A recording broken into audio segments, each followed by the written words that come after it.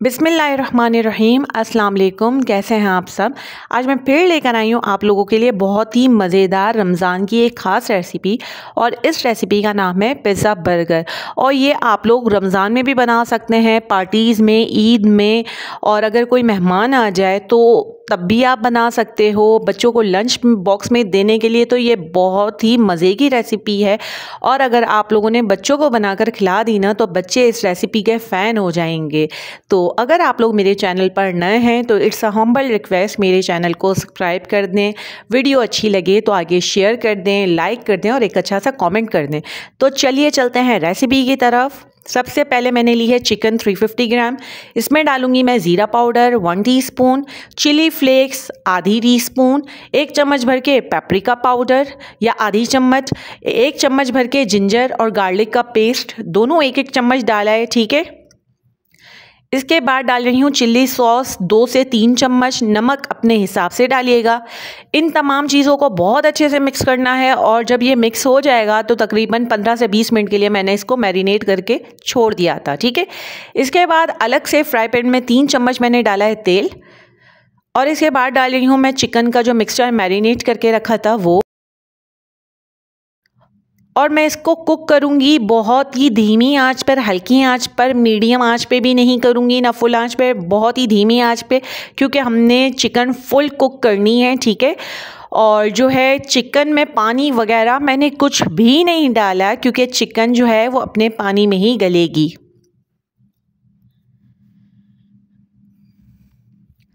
इसके बाद जो है जब चिकन जो है अपना पानी छोड़ देगी और पानी में गलना शुरू हो जाएगी ना, तो मैं इसको खुशक करूँगी। जो देखें इस तरीके से थोड़ा ये ड्राई हो गया। इसके बाद मैं डाल रही हूँ इसमें 1 छोटी शिमला मिर्च काट कर, ठीक है, और 1 छोटी प्याज काट के डाली है इस तरीके से ऑमलेट कट की सूरत में, बहुत ही देखें इस तरीके से छोटे छोटे चकोर क्यूब की सूरत में।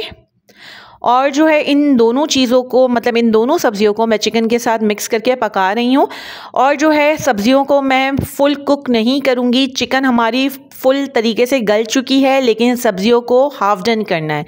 इसके बाद इस स्टेज पे डालूँगी 3 से 4 चम्मच चिल्ली गार्लिक सॉस। इसको भी बहुत अच्छे से मिक्स करना है, ठीक है। इसके बाद डालूंगी मैं इसमें तकरीबन आधी चम्मच जो है ना काले मिर्च का पाउडर।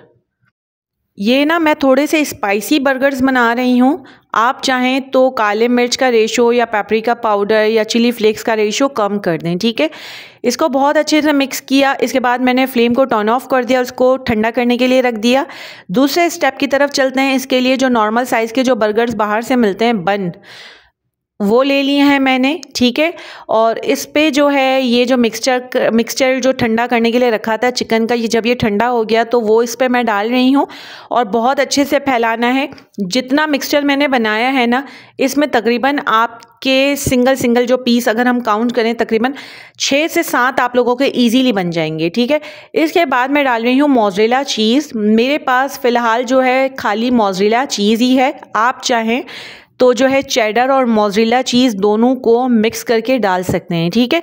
लेकिन मेक श्योर कीजिएगा मोज़रेला चीज़ ज़रूर होनी चाहिए, क्योंकि जो हमारा नाम ही पिज़्ज़ा बर्गर का आ रहा है, पिज़्ज़ा का आ रहा है बेसिकली। तो पिज़्ज़ा में आप लोगों ने देखा है कि जब हम इसको तोड़ते हैं तो एक जो है लेस बनता है उसका चीज़ का, तो ये हमारी मोज़रेला चीज़ से ही आता है ना, ठीक है।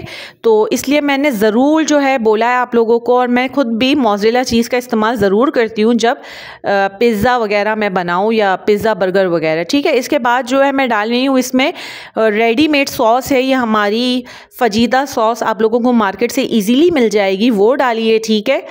और जो है फिर इसके बाद थोड़ा थोड़ा मज़ीद जो है मैं इसमें डाल रही हूँ मोज़रेला चीज़।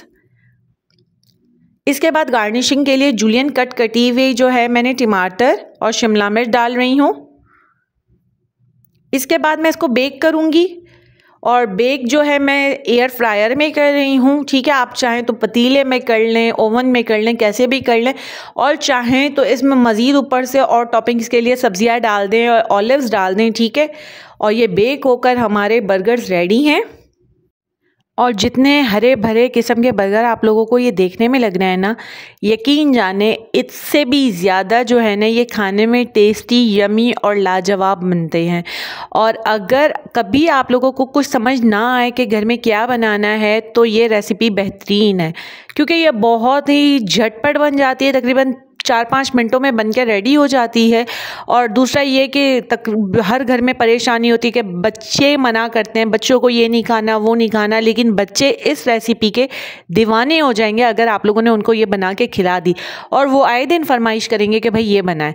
तो अगर आप लोगों को मेरी ये रेसिपी अच्छी लगे तो इट्स अ हम्बल रिक्वेस्ट कि मेरे चैनल को सब्सक्राइब कर दें, वीडियो को लाइक कर दें, शेयर कर दें, एक अच्छा सा कॉमेंट कर दें। तो इंशाल्लाह मिलती हूँ नेक्स्ट किसी झटपट बनने वाली अच्छी रेसिपी के साथ।